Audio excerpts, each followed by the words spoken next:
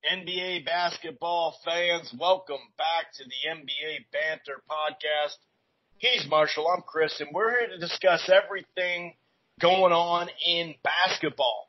A little bit of college basketball. We'll talk about the NCAA stuff later, way deeper in the show, but we are here to talk a little bit of NBA. We wish we had a bunch of great news like, hey, the NBA is back. It's official. It's 100%. Now, we do have some information. You know, we've known for quite some time it's Vegas or Disney. It's Orlando or Vegas. That's basically what we've known. It does sound like it's going to be Orlando now, which makes a lot of sense. We won't thrive on that. We'll look at a poll going around the GMs on format and what should we do as far as how many teams are going to come back? Should we have a play-in game for people that are separated by a game? Yada, yada, yada. So we'll give you a little bit of information on some stuff that has been leaked a little bit, or not necessarily leaked, but a source. However we got it, there is some information that we'll give you as far as what they're thinking about format-wise, and we'll give our takes on it. And then, like I said, a little bit of, Zion Williamson stuff. Nothing much with the NCAA. He's not even NCAA anymore, so I suppose that's not really NCAA in a sense. That seems like more of a beef between somebody signed with whatever. But what we are going to talk about, we don't have episode 11 and 12 to talk about for The Last Dance, but we do want to keep it Bulls-oriented. So we are going to talk a little bit about, we talked about Golden State last week, 2017-2018 squad when Durant was added and how they lined up. This week we're going to talk about 94-95 Houston Rockets, which obviously, why Jordan was gone and then partially gone, that's who, tore down the Nets. That's who won it back-to-back. It is kind of weird that, 8 out of the 10 championships were from two teams.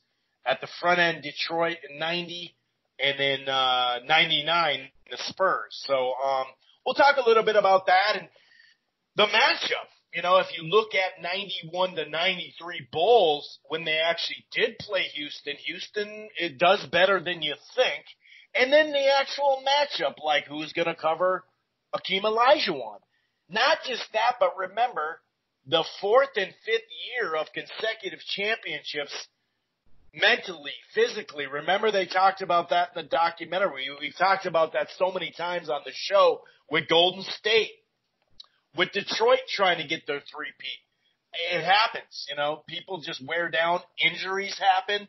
Just like Houston after they won those two, the next year Clyde got hurt. And they started having injuries that messed up their home court advantage.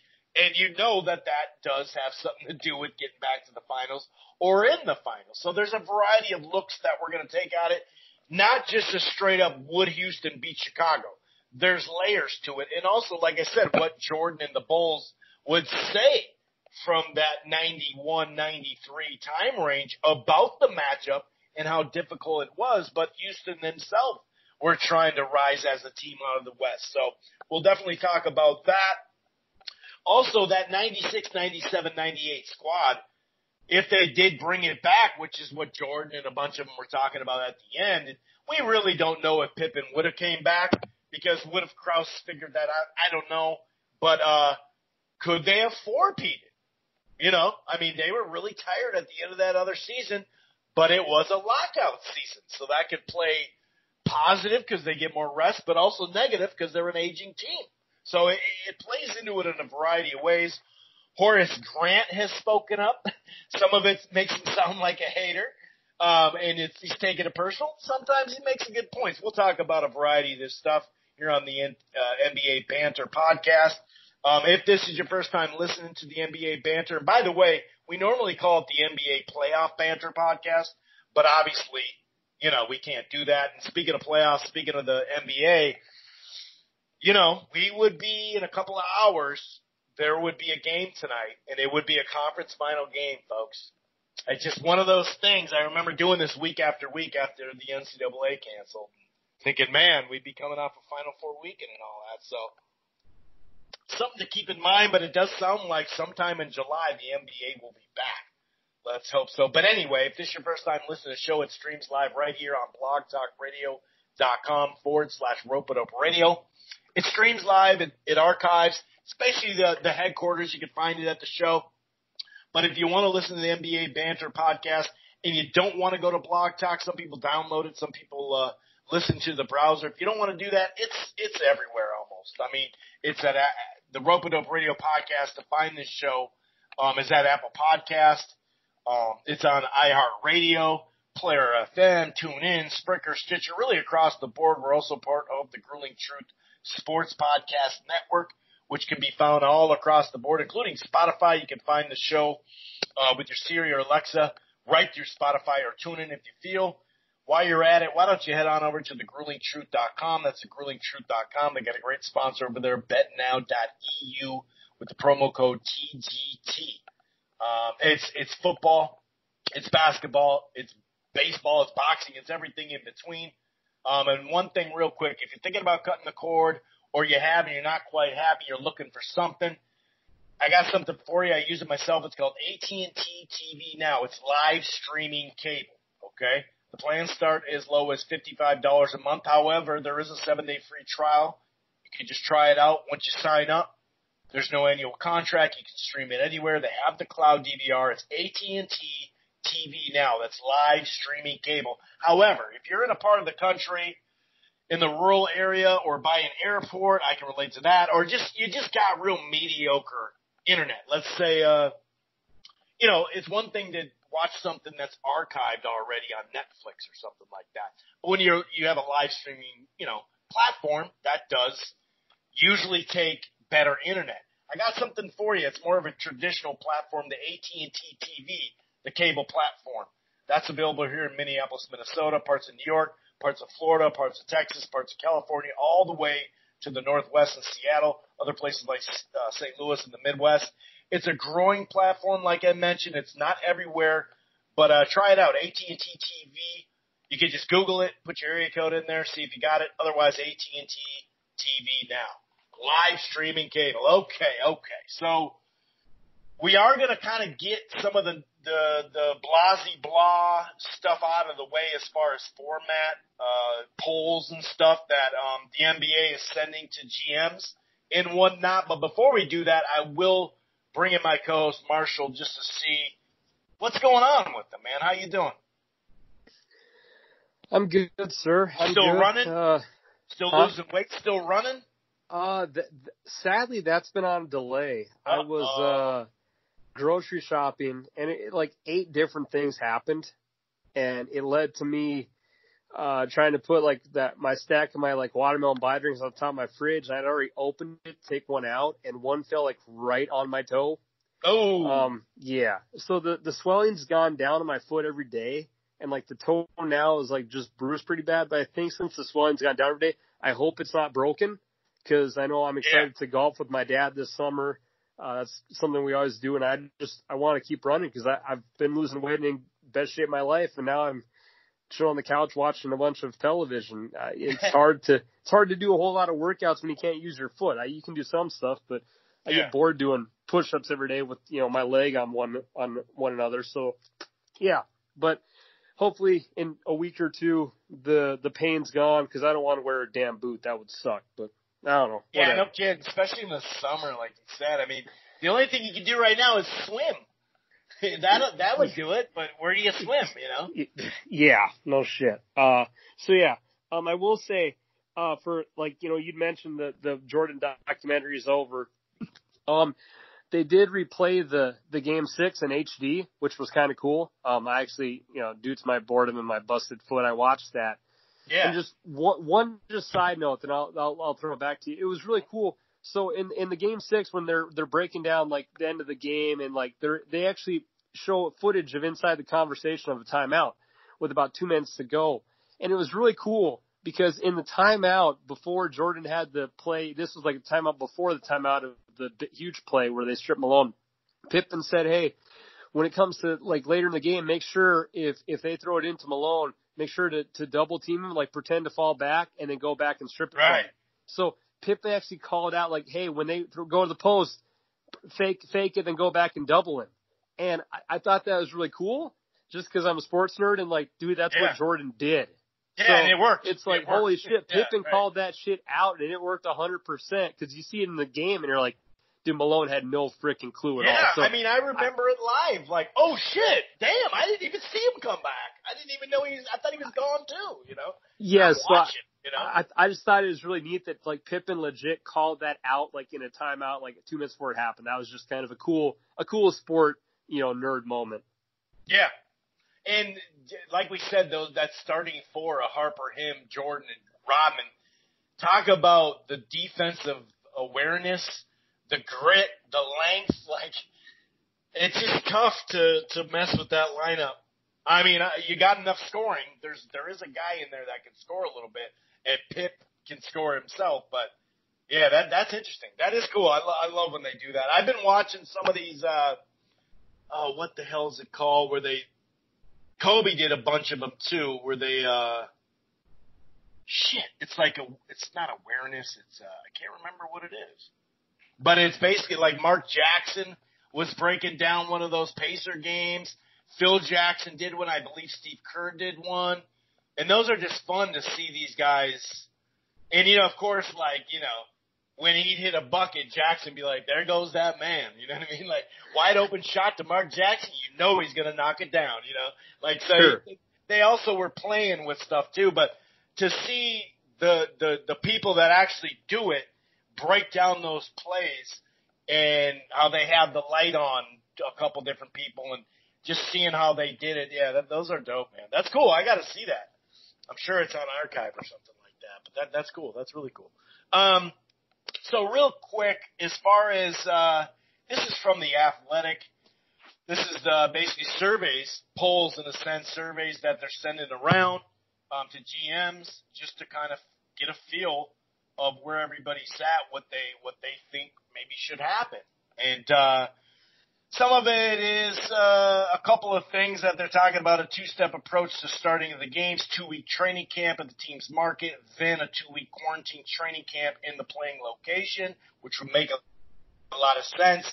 You can kind of locate everybody, put them in one area for 2 weeks, that 14 days that we hear a lot about, and then move them and then do the same thing again before you even start a game or anything like that. Players are basically they have that full nasal swab that's just right there for them, and they can get them in within 5 to 6 hours. A lot of it too.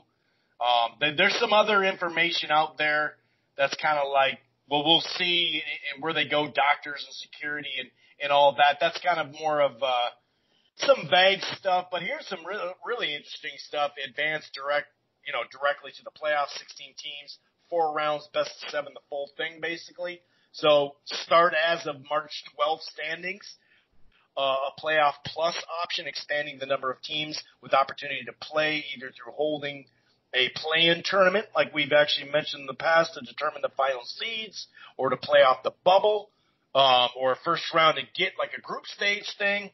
The playoff plus, how many teams should return, 18, 20, 24. How far do we give these people a chance to get in? And then should all of the teams come back? That's also something that they're asking, which I really don't think that should be. But they're talking about maybe a playoff tournament featuring bubble teams from the 8th seed playing tournament for 7th and 8th. A variety of things that we've talked about.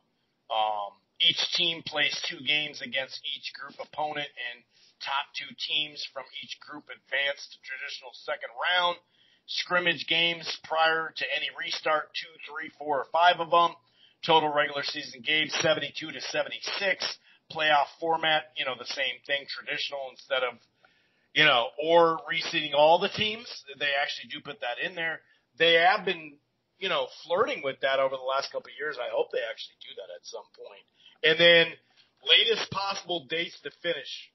Labor Day, September 15th, October 1st, October 15th, or November 1st. And this type of format would probably, I've been hearing a lot of the third week in July.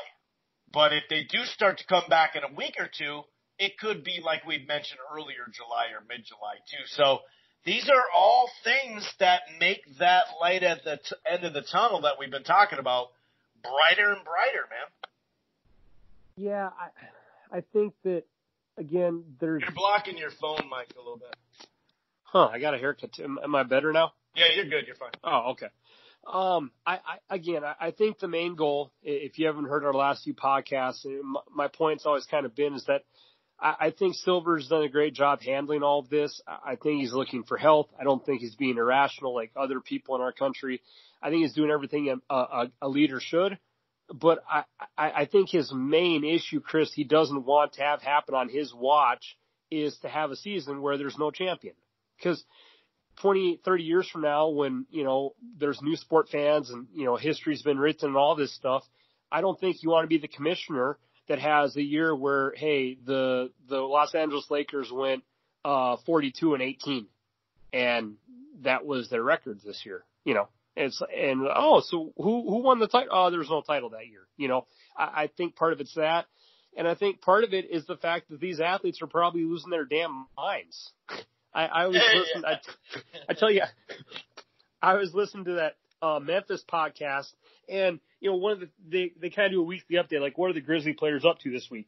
And they've kind of got to the point now where it's like, all the Grizzly players are bored. Like some guys play video games, and besides that, they want to play basketball. I mean, there's only so much time where shooting around the hoop in their backyard or something. They want to play. Yeah, and they made a point which we've kind of talked about as well. But this is the longest stretch of many of these guys' careers where they've not played basketball. Like even in the off season, I guarantee James Harden or Curry, like those guys don't just like leave a basketball alone. Like they might take meet a couple up in little private gyms and play each other. Yeah, and they're not gonna. Yeah, they're sure let the body heal. Maybe take a week off to go travel with the family and the wife and whatnot. But it's not a 2 months of like I'm not shooting around. Those guys like Curry and Harden and pretty much any NBA player, like basketball is their life. And again, now you want to risk out the health facts too, because I actually had a debate with someone I was talking to yesterday. She's like, well, what's the answer for if people get sick? And I think that's the part where, again, if you're Silver, just, cross your fingers and hope that, like, a whole team doesn't get sick. And if it happens, handle it the best way you can.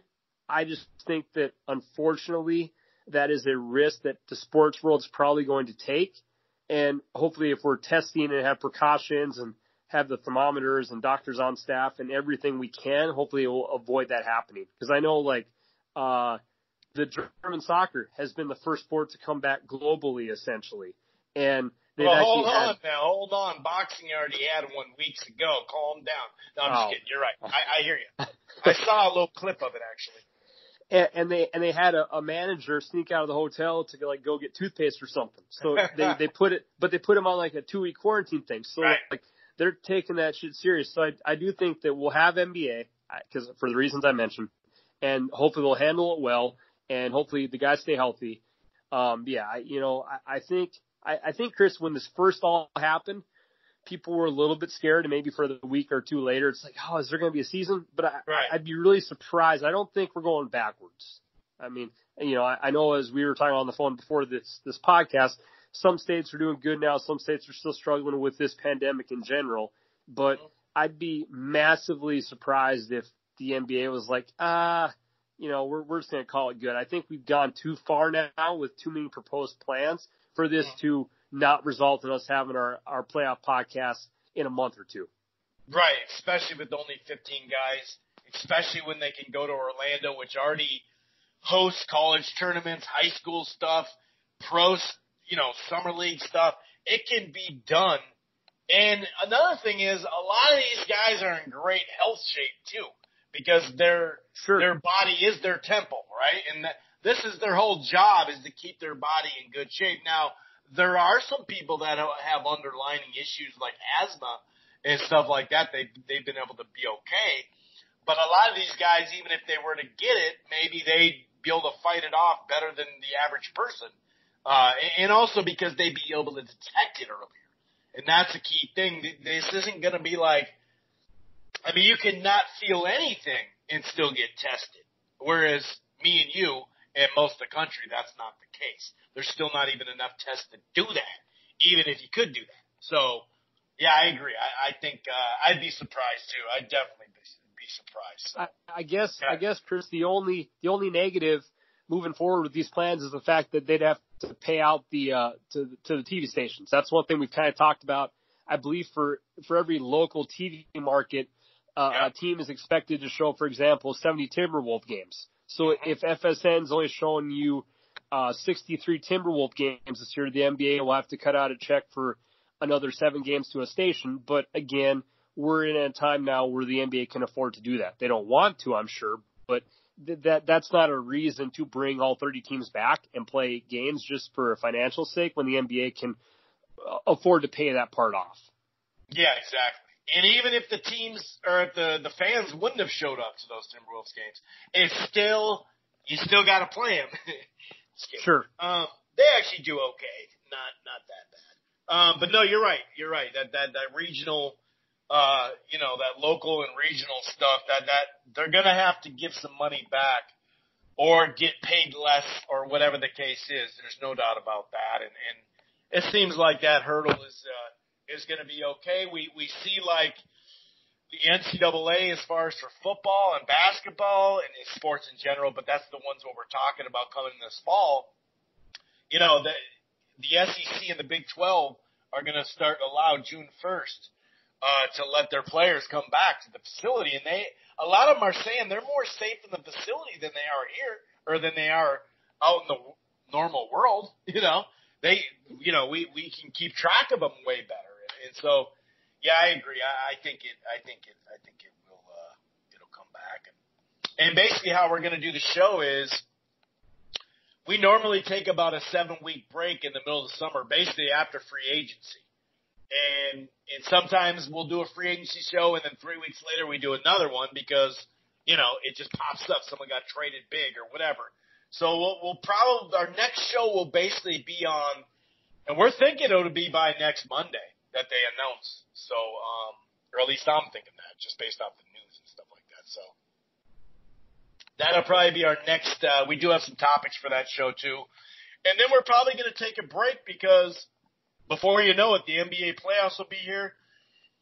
And they even said September 15th is the earliest it would stop. So there's a couple of weeks right there where we'll hopefully, knock on wood, have college basketball going on too. So we will shut it down for a little bit after our last show, which will be whenever the hell they say the NBA's back. But speaking of the NBA, let's get into a couple of different items when it comes to breaking down the Bulls in general, right? One of the best runs of anything, and obviously when you have the best player on there, it's a worthy of comparing and contrast and whatnot. But before we get into the 94-95 roster of the Houston Rockets and lining it up with the 91, 92, 93 Bulls and all that, before we get to that, let's just talk about that 96, 97, 98 run. We're not going to talk about that. We're talking about the 99 year. So we know that they've won 3 in a row. We also know that they got pushed to the brink with Indiana to Game 7, and they got pushed pretty well against Utah, of course. So, and they were on the road in Utah that year, whereas the opposite was the year before. So, 3 years in a row winning championships. You saw those last 2 series, what it took out of the team. Even Mike admitted it. And he doesn't admit shit. And so, that tells you he was fucking tired, And maybe that's because they got pushed to Game 7 and he was saying it's worse than it really was. But either way, we all know from the history of the sport of trying to do it over and over again and playing those extra games and all that. And the team itself was going to age. So I'm going to pass this one to my co-host real quick. When you look at a team, the next year that got out was the Knicks. When they really came together, they got to the finals, and it was the Spurs in '99 that ended up winning. So the Spurs won the championship. Now it was a locked out year too. So they only played 50 games. So it kind of plays into it. First of all, straight up going 4 in a row would be very difficult mentally, physically, and just injuries. If Pip or if Rodman or if Jordan, those three guys, if any of those guys get hurt, they probably wouldn't be winning the series that they won the year before either. And we've seen that, how that happens. Happened last year for the Toronto, right? So that could happen. And not only that, but like I said, the 4 years in a row, the Knicks, who not all that long before that, took them to Game 7 already. The Spurs had Robinson, who wasn't by any stretch of the imagination old, and they had Duncan, who had a couple of years to get in there, and he was a stud. They had, Avery Johnson, Mario Elie, Sean Elliott. They had a squad, dude. They had a squad full of vets that were damn good, too. So, long, lanky. I mean, they're a good club, obviously. And obviously that, it took them 4 years to get another one, but that was basically with Robinson now taking a back seat, and then all these youngsters, Parker and all that, coming up and being studs. But let's look at that. So when you look at the lockout season, to give them more time to rest, that's awesome. But also, to give them more time to rest, it may put on a couple LBs. It may be what we were talking about earlier weeks ago. Man, you wonder, we've talked about it for boxing too on the boxing show, it's really going to be telling who's going to come back and who's not in great shape and ready to go. And obviously they still played a 50-game season, so it wasn't like they went right to the playoffs or anything like this year. But what's your thoughts on that? I mean, that's if they got Pippen back. The Pippen back is probably the only thing that I don't know would happen. That's a really in-between one on that one, and based off what they already went through. But in theory, let's say he's back, and Jackson's back for another year, even if he goes 82-0, right? That type of thing. Even if he goes 100-0 with the playoffs, he still couldn't come back, right? What are your thoughts there, based off how I laid that out? Would that squad, who in 96, most people say that's the best team of all time, would they have been able to cut down the Nets in 99? That would have been a challenge, man. That's what, young Duncan and Robinson, right?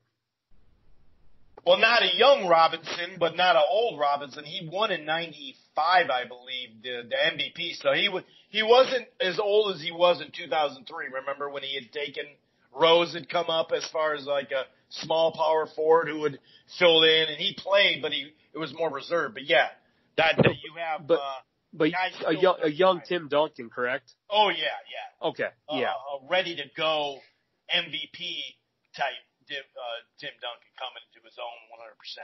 And he didn't take long because he stayed in college for 4 years too, so he was ready to go right when he stepped in the league. Yeah, I mean, I think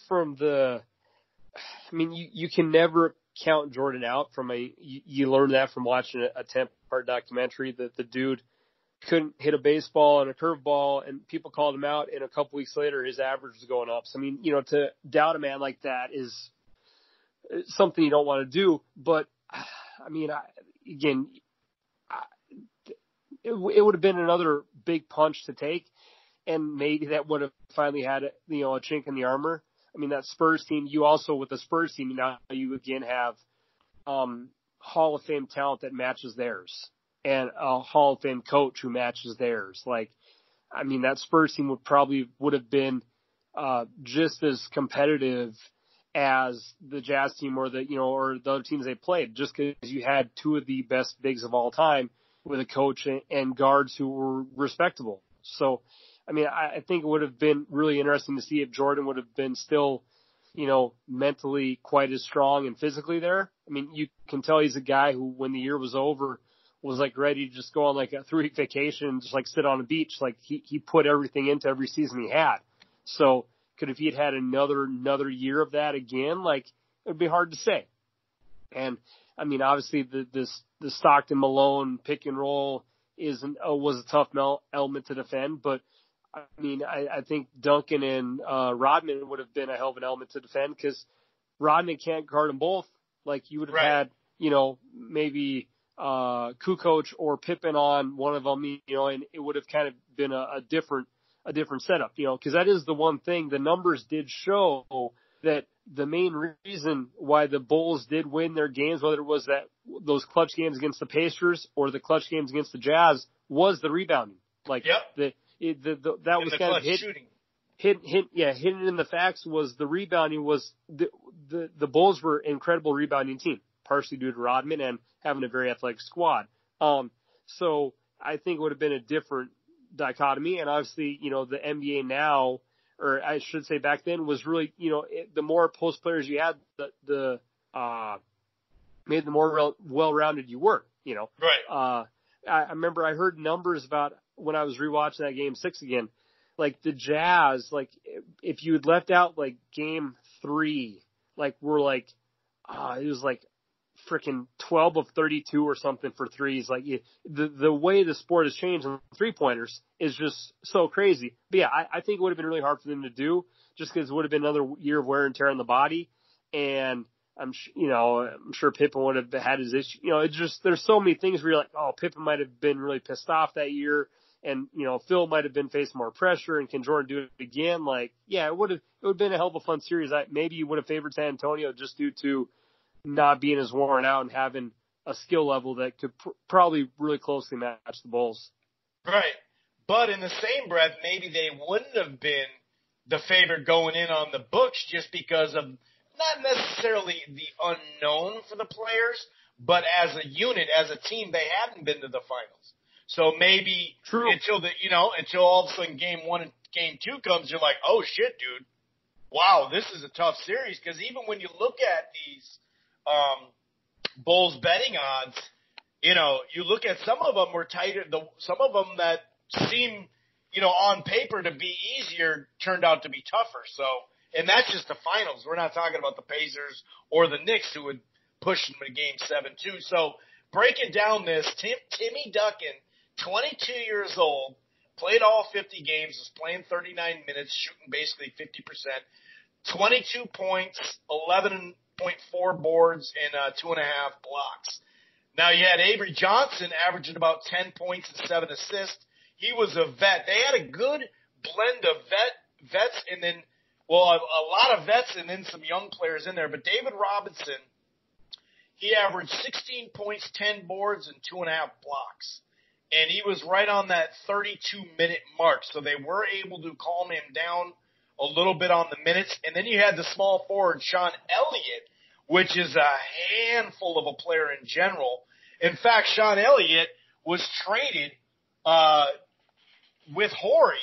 They traded him, but Elliott, this is years ago, but like 3 years before that or whatever, but Elliott had like some sort of heart condition.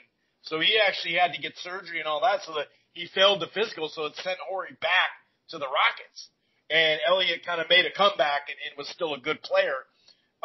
Then you had Mario Elie, another vet who had won championships and could play the point to an extent. Playing really good. You had, the funny thing is, you had Steve Kerr on that as well. Kerr came and won a championship with that. Jaren Jackson was even a quality player. Malik Rose, like I said, really started coming up and giving good minutes off the bench. And he would be the guy that in 2003 would be better. He didn't play much. They had Will Perdue as well. Perdue really didn't play much near the end of his run because he had been there earlier for the Bulls too. Antonio Daniels too, I forgot. And I did say Jerome Kersey for Portland. He's just a bench player. So yeah, man, that's and then that's also getting through the Knicks. We're just giving him the Knicks when the Knicks had already shown that they could run with them a little bit. You know what I mean? So, or not a little bit. They pushed them to Game 7. What was it? 2-0. They're down 2-0, right? Yeah, they're down 2-0 in that one series. So now Jordan and company came back, and like you said, Starks couldn't hit shit, but it's a really interesting question, and the lockout adds even more mystery to it in a sense, because that really could, for older guys, that really could go either way, in heart and wanting something. And, the last time, like you said, I thought you broke it down well with Jordan too. The last time he hit 3, he retired. he was like, I already got it. Maybe he wasn't as hungry, and then he got the hunger back. And of course, something to do with his pops in that realm as well. We can't discount that. But it's interesting, man. It's really interesting to see how that would work out. We obviously don't know, what's what on that. Now, Horace Grant, speaking of this team in general, Horace Grant, and it's not, obviously he wasn't part of the team by the 96, 97, 98, but Horace Grant's really come out and he's made a couple of good points that I'll mention, but he's also made more of he comes across at times like a hater, because it's kind of like, he does make some points. I mean, the whole thing of Horace Grant was basically the guy that gave Smith he was the leak, all the information for that book, that tell-all book, the Jordan Rules. I always thought that was kind of bullshit too, because it's like, well, the way they covered it, his point was he didn't like how they broke down Pippen when Jordan wasn't there, but they were going to cover that. I didn't have a problem with it. The only problem I had with Jordan on Pippen was Jordan was still in between on the migraine. He was still like, well, what am I going to do? He told me he had a migraine, or he said headache. I think he used the word headache. And it's kind of like, well, he couldn't see, dude. So, locally we had a player from Florida for the Vikes locally, Percy Harvin. I use him as an example because we're talking about football players. And football players, as far as toughness and sucking it up in the physicality of a sport, yeah, the 80s and 90s were physical in basketball, but it's still not football, right? Although sometimes it looked like that. Sometimes it looked like football and boxing on the court. But, I did think he kind of not threw him under the bus, but left it vague. Meanwhile, Scotty would play with a hurt back. The Percy Harvin thing was this guy missed games because of that, because of migraines, and he's playing football, and he's one of the tougher football players. Like he's not afraid of contact. Like there's just so that one to me it was kind of like, come on, Jordan. You're going to call it what am I going to do? He said he had this. So it still kind of lingers. But the other stuff I didn't have a problem with. And Horace is a little bent out of shape out of that. So I don't know. I mean, Scotty already proved himself playing with that hurt back. And like we said off air, playing with a migraine and playing with a hurt back where you can barely run is way harder than playing with a stomach flu. So it's not like Jordan was, puking on that. There was actually that puking on the bench just to finish that, but there actually was some more news about that, about how the pizza guy that made the pizza and made sure nobody touched it was actually a Bulls fan. And the extra people there, most of that was just hotel security. It wasn't 5 dudes that from the pizza shop like they made it sound like. That was pretty funny. There's also that little note about what Jordan would do to his food. You want to talk about that a little bit? Yeah, because in the documentary they talked about how he was, he's the only one that ate pizza, but apparently, the producer of the whole doc said that Jordan would spit on his food a lot, so like no one would want to even share with the guy. So, in the movie, they're like, well, yeah, Jordan ate the whole pizza by himself. Well, yeah, if you spit on it, I'm not touching the pizza if Jordan, even if I'm that hungry, I'll go get my own damn pizza.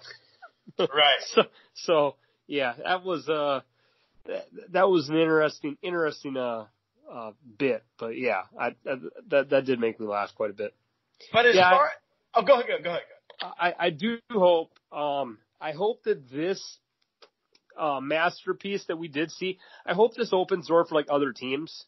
I wouldn't mind, and hell, I don't even care what sport. If it's like the Pittsburgh Penguins with like Crosby and Malkin, or the Cowboys or the Packers or any team. I hope that teams are like, man, this would be kind of a cool idea. Now, obviously, it's a lot harder to make a badass documentary if you've not won like 6 Stanley Cups or like 4 World Series. But I hope that, some sport teams kind of get the idea of, wow, that was actually really cool. Maybe next year we'll have a camera crew follow us. Because, it seems like besides the NFL Hard Knocks documentary, which I think some people like depending on what team they have during the year, I hope that this kind of opens the door for more sport documentaries, because I know that we were bored during this time with everything going on, but that was a really, really well done documentary. So I'm hoping that, maybe next year we'll be doing our podcast again, talking about, hey, the documentary on so-and-so was really cool. Here's blah, blah, blah, my thoughts on it. I hope that opens the door for more teams, Chris, and we can enjoy more moments like this for sports. Yeah, and it does sound like next summer they're going to have a Kobe one. Another thing is, what we don't know that has been going on is that there has been people that have been filming stuff randomly throughout the years, right? And that can be used as footage, just like I didn't know that, someone was following that whole year. I didn't know that. But I guess I kind of knew it because they'd show little clips of stuff, but they never put it all together, in that. It was basically like they did little specials on it, but it wasn't like that. So they had all this footage, and they're like, let's fucking do something with it, So there could be, especially in this day and age, ever since, early 2000s where digital video became a little bit more inexpensive to grab a camera, and then now with the camera phone, it's a lot easier to document this stuff. So hopefully that's going on, because you're right. I agree. As far as like the other stuff, the book thing did kind of throw me off, like to throw him under the bus saying he leaked it. He's a snitch when, one of the early parts of the documentary, he snitched out the people that were using cocaine and shit like that in his documentary. But here's one thing I'll say is, I think it's been a little weird to just, even back then, I didn't really agree with like, Horace is the one that told everything.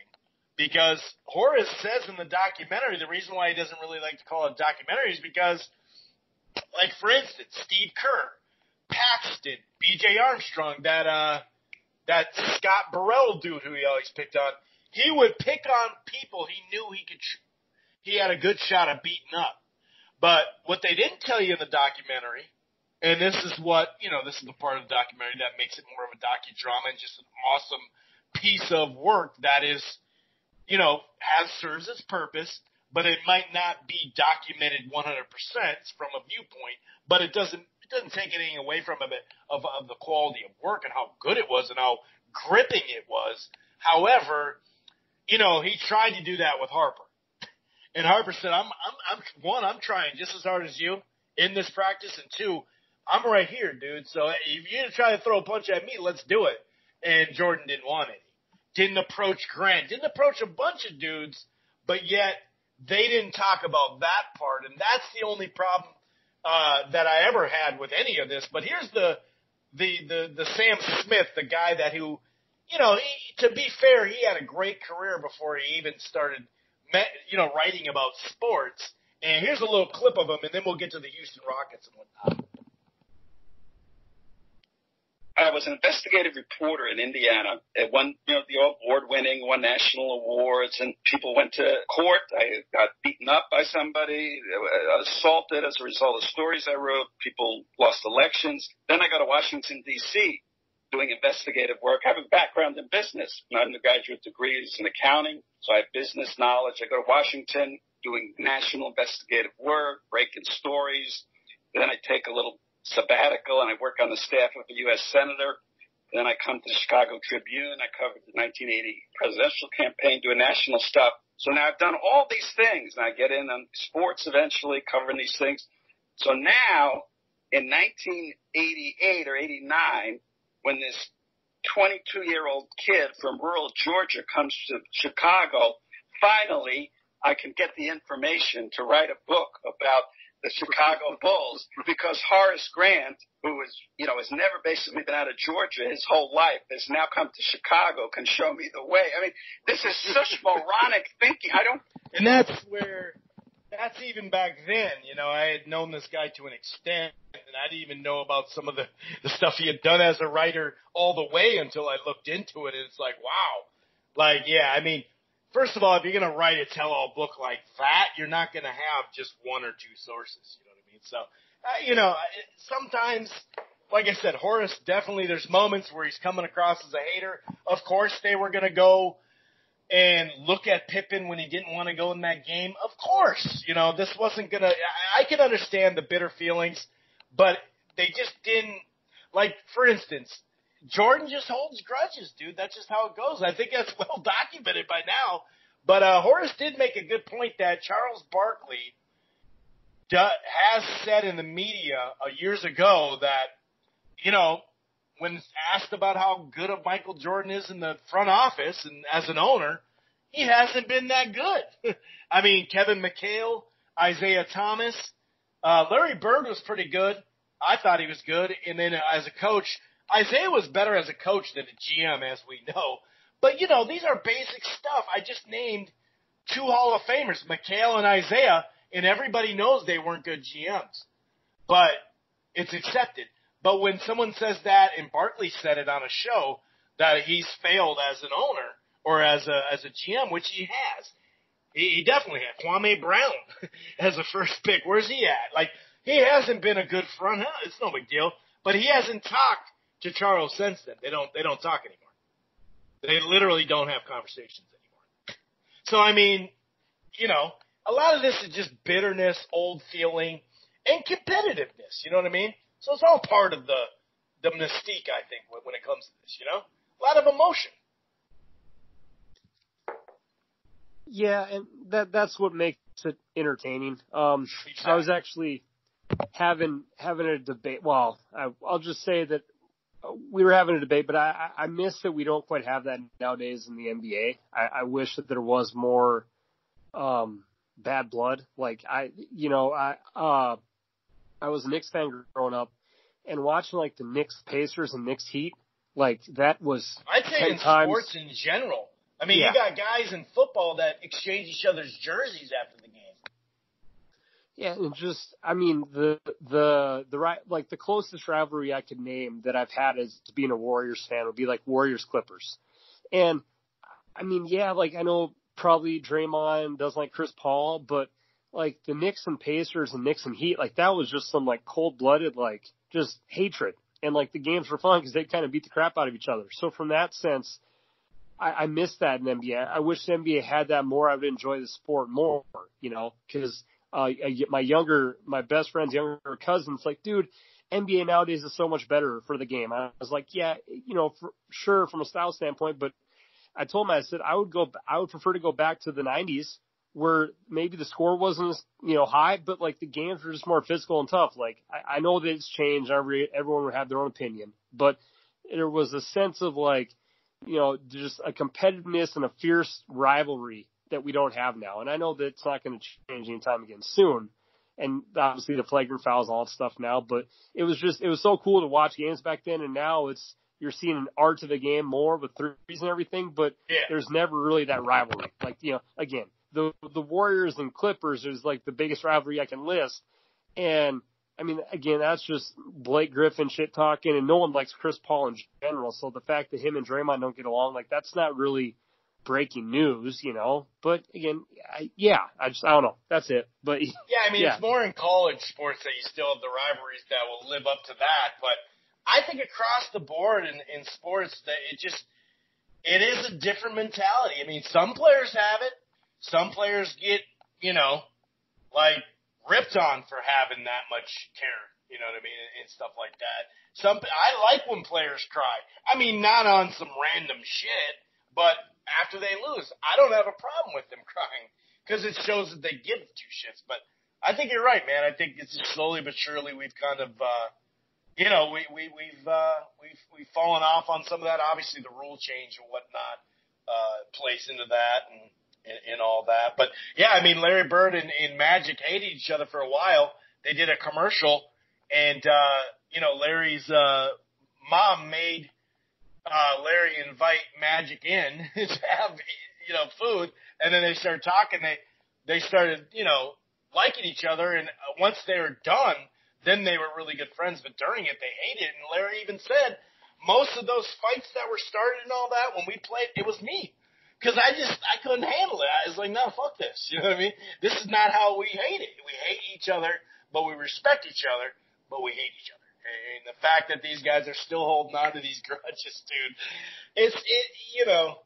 in life, you shouldn't hold on to grudges in the normal life of your friends and family and all that. I get that part, but this is different. This is different.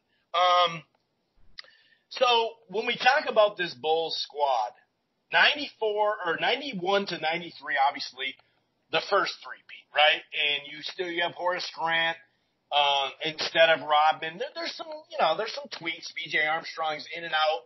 Kerr's just getting there, so he's not part of this. There's some pieces, but most of all, Bill Cartwright, who's really old at that time, and like I said, Horace Grant and whatnot. Paxton, of course. Craig Hodges, another guy. But when you look at this squad, okay, so 94, 95, when Jordan, took off, this was the year the Rockets won. And then 94, they won too. They got Clyde Drexler on their squad that next year. They won it without Clyde the first year. Next year they didn't.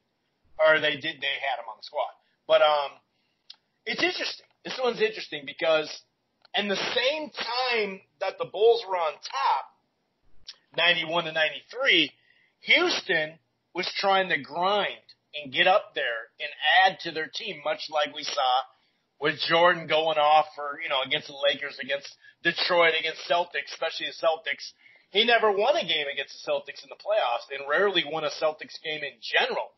It didn't have to do with, Jordan just can't get over the hump, although that's what we'd be saying on Twitter right now. But until he got over the hump, right? But it wasn't that. The teams, they just weren't as good. I mean, that 87 squad had 5 Hall of Famers, And, some of that it's different now. Free agency is different, but, if Charles Barkley or Larry Bird or Magic or Jordan, these guys didn't have to go anywhere. I mean, Magic got drafted to a team that had Kareem Abdul-Jabbar, and they had Worthy on it. Like I said, that 87 squad for the Celtics had 5 Hall of Famers. He played with Hall of Famers his whole career, and one of the best sidekick ever, and one of the best defensive rebounds ever. You know what I mean? So everybody needs something, but that's also why people weren't going anywhere, because why go someplace? When you got Hall of Famers next to you, I think people get a little weirded out on that. But if you look at it, while Houston wasn't a dominant team 91 to 93 by any stretch of the imagination, they did match up pretty damn well with that squad, that Bulls squad. And there was because you played 2. For a while, you only played 1, and then you played 5 conference games instead of 4 and 2 like it is now. It has been for a while, but it had already changed by that time. So over a 3-year stretch, when they won those championships, 5 out of those 6 games Houston won, and a lot of it had to do with matchup. Hakeem was a tough matchup. However, the rest of his team, it was tough they had Vernon Maxwell. They started putting the pieces together, but it's a hell of a freaking team once they got it together. So if you're already doing good against the team, if Michael Jordan and other people on that squad admit, damn, dude, they may not be able to get out of the West, or Jordan would even joke, like, they can't get out of the West, thank God, So he was hacking them, but still giving them respect, like, hey, dude, that's just a tough squad, man. They had Vernon Maxwell. They had a couple of guys, but once we get to their championship years, you have Akeem Olajuwon averaging 27 points, 12 boards, almost 4 blocks, steal and a half, and 3.5 assists. Otis Thorpe was the power forward next to him, 14 and almost 11 boards. Just a solid player. Vernon Maxwell that year really blew up, and this was a guy they call him Mad Max, very passionate / emotional guy, and he went into the stands more than once. But one of them, later in his career, his mom had passed away, and somebody in the crowd let him know that, and he attacked that dude. And I'm like, hey, that dude had him coming. But then you also had Robert Horry, who is a small forward slasher who could play that 4 position as well, and that's something he did a little bit later. When they did, the next year they traded Otis Thorpe for Clyde Drexler. But you had Kenny the Jet from North Carolina. He was a lot of guys averaging between 9 points and 13. You had Mario Elie. I mentioned him This is about 4 years before that 99 squad. And you also had a rookie, Sam Cassell, who was damn good. Chris Gent was a good power forward as well. So that squad was a damn good club. Once they got it all together, it was a damn good club with Houston. And when you look at how Houston had to get over the hump, it makes it more intriguing. I'm going a little long-winded here, and I apologize about that, but I mean, when you look at how they won that first, they won against the Knicks, right? So they had to play Portland. No problems there, really, in that series. They got down to the Suns, right? Phoenix Suns with Barkley, Marley, all those guys. They got down 2-0, ended up winning the series. And then they had to go through Utah, who was still kind of coming up at that time, just getting their shit together, still a couple years away from being dominant. And then they beat the Knicks. That same Knicks team that not long after, the year before, or no, 2 years, no, I think that's actually when it was that they pushed them to 7. But they were a damn good club. And that would have been, once again, Marshall, I'll break down the next year and how that went. But once again, you're looking at something where you're going on your 4th championship and your 5th championship next. When you got Jordan saying, hey, I'm glad they don't come out of the West because that's a tough matchup, that means something, and it's always been in the back of people's heads that were, tuned in back then. That 94-95 club could definitely hang with 91-93 Bulls. And these are just things that you speculate because you have a passion, Yeah, and I think you would have had to give the Rockets a bit of an edge. I think that it just goes to show the drain it takes out for a team to win 3 titles in a row. And I mean, the fact that it's still incredible that LeBron went to 9 straight finals. Like people if, and again, he has won them all like Jordan, but the fact that he's done that, that's one thing that no one can take away from that. I mean, Jordan was tired after 3 and 3. And I mean, LeBron did 9. So that's even just as freaking remarkable. But I think with the and not getting that payoff either. Yeah. And that has to play into it too, right? Absolutely. So again, we don't need to open that whole debate, but if we're going to applaud Jordan for making all these title runs with, incredible players, LeBron did a bunch of that runs with some not so talented guys. Dellavedova and Ron Harper are different people. But yeah, and Curry made him pay for those first 3 games the rest of the series too, didn't he? Yeah, he did. So I just think that from the fatigue that was shown, I would have had to have obviously given a little bit of an edge to the to the Rockets. I mean, we talk about Malone was causing issues like he should, but I mean, Hakeem Rodman would have had his hands full. Like that dude was a legit center, and they had their old people around them as well. So just from what we've seen, I think you would have had to give the edge to Houston. Jordan was kind of empty in the tank, right, per se, and it would have been really hard to put together another year of what would have been probably another deep run, finals. So it would have been fun. Obviously that speculation's always there.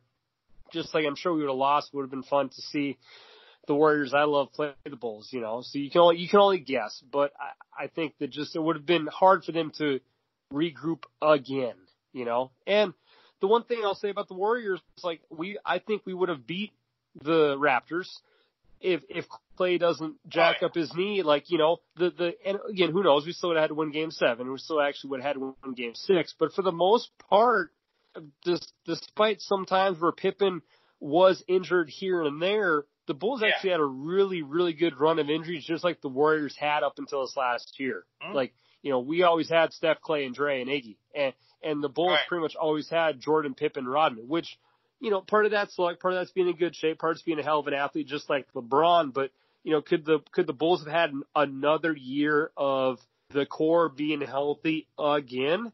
Yeah, at that exact same part of the year too, March, June. Exactly. So, and again, Houston could have been hurt too, but you just would have maybe given the edge to Houston with the health being in their favor. But again, there's that dude named Jordan. Right. So it would have been a fun watch. And I was a Knicks fan at that time, and actually, I remember, and this goes to show my freaking crazy memory, but I remember watching Game 7, and John Starks was like 3 of 18, and it was like a massive, massive storm that night. So I remember going down to my basement, and like I lost, like I didn't get to see the fourth quarter because, you know, my parents thought our like windows were going to break because it was like a horrible, horrible damn storm. So I can't believe I still remember that shit. But yeah, Starks had the worst game of his career, and the Rockets won Game 7. I wish the Knicks would have won that one, but wasn't the case. Yeah, and this is also like OJ time too, where during the damn game in the finals, OJ's on the run. Oh yeah. And they're like, and even they're showing it in the stadium. I remember calling people. We were pre-partying. We were going to watch the game and then go out. We had like maybe 6 or 8 guys at my house. My parents were always out of town in the summer. So we're just chilling and we're getting phone calls. We're like, dude, you see this OJ shit? Oh my God. You know, so we're in and out when there's a timeout or it's halftime or, you know, we were watching the shit at the same time. And even if they didn't win that year, I think they would have got him the next year. First of all, Grant would be gone because he went to Orlando. But Kukoc came in. But remember, they also added Clyde Drexler in.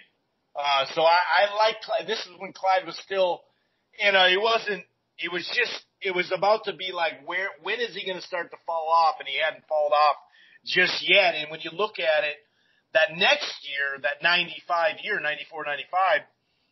because they won, obviously, 93, 94, that 94 year. 95, the next year when they were repeating, they had to go through Utah again.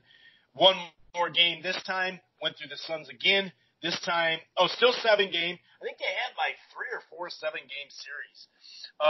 Then they beat the Spurs, and the Spurs had David Robinson, who won the MVP that year, and Dennis Rodman.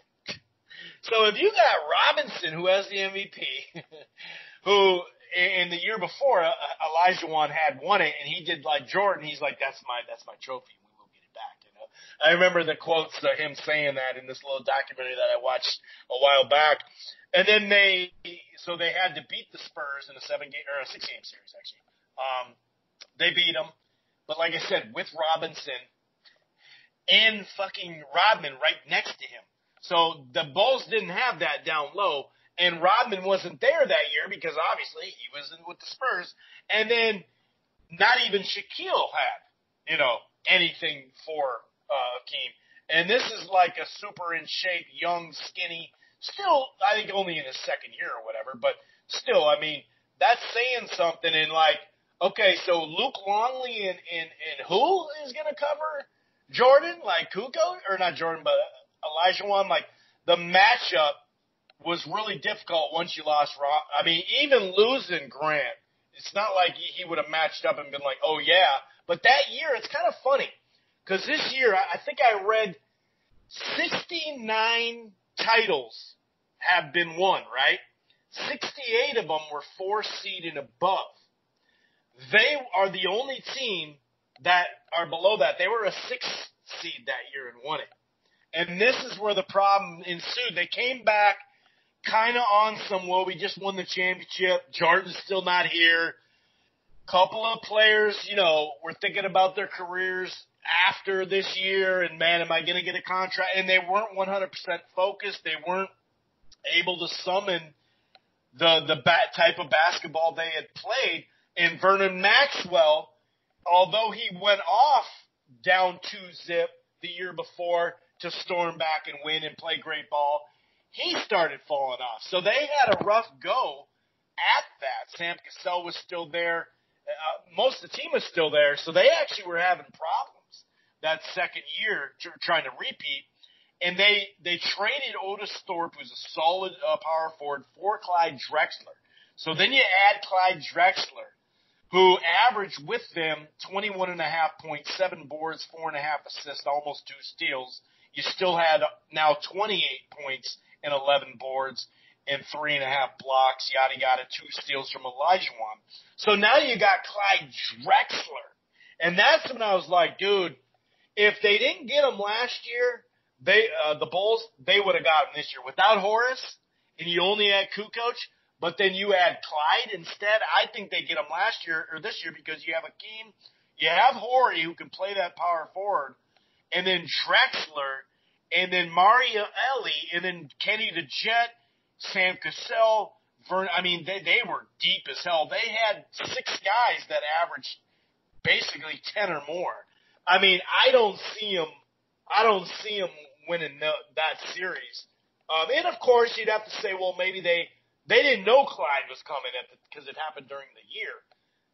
So that was interesting. The bummer part about it is when Jordan did come back, not the partial year that really doesn't line up, but the 96 year that since he got beat out by that team, the Magic, he came back with a vengeance, and so did his teammate, and then they add Robin. Well, that next year, and this is where, when you get older, that plays out too. That next year, Clyde the Glide he was aging a little bit, but it wasn't so much that, he's aging, he's not the same guy.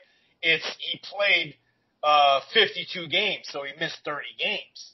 And Mario Ellie, missed about half the season. You know what I mean? So they did actually, it was tougher to get to the finals, and they ended up getting beat, by Seattle in a Game 7 and stuff like that. And then the year after that, trying to match up this team at some point when Jordan was back to full strength, it was just the opposite. Akeem was hurt, so he missed. What did he miss? He played in, wait a second. Oh, that's when I just went by it. Basically, he missed like 40 games. So they never got to line up when it actually counted. And by that time, you go through that. Well, you start to get old. You start to wear down, yada, yada, yada. Now that I look at the time, really what we were going to talk about is Zion Williamson and how they're trying to basically, here's the thing. Former agent of Zion is alleging he received basically benefits. And there's a lawsuit going both ways. Williamson has a lawsuit to Prime Sports Marketing, or with, I should say. And it's basically, he signed a contract with this representative, and then he said, well, actually, I don't think if it was 100%. I don't know if he found out something or whatever, but then he signed it with another squad or, another representation. And you're talking about so originally he signed with Prime Sports after he left Duke, but filed a lawsuit to terminate the 5-year contract June 13th. That was there, and then Williamson decided to deal with Creative Artists Agency to represent him May 30th. So obviously there's some issues there that need to be taken care of because it was April 20th in 2019 when he signed this Prime Sports, and they're suing for $100 million in damage. So you basically, they're trying to say you got to admit all this stuff that you did, even though he's not under those rules. Remember, not laws, but rules. And it's all kind of a funky thing going on. We did mention how the Big 12 and the SEC are going to June 1st, let their players come back into the facilities and start opening up their facilities. So we didn't really have a bunch of NCAA stuff. But what are your thoughts on this Zion thing? What about going after Duke, too, if you're really worried about it? But obviously they're looking for money on this stuff. But it'll be interesting to see how this plays out. Do you have any thoughts on this? Or, like I said, the Big 12 and SEC are opening their stuff June 1st, which is a good sign for college football as well. Any last thoughts before we shut this puppy down, sir? I think that the news on Zion just goes to show the documentary, which feels like I watched, 8 months ago now.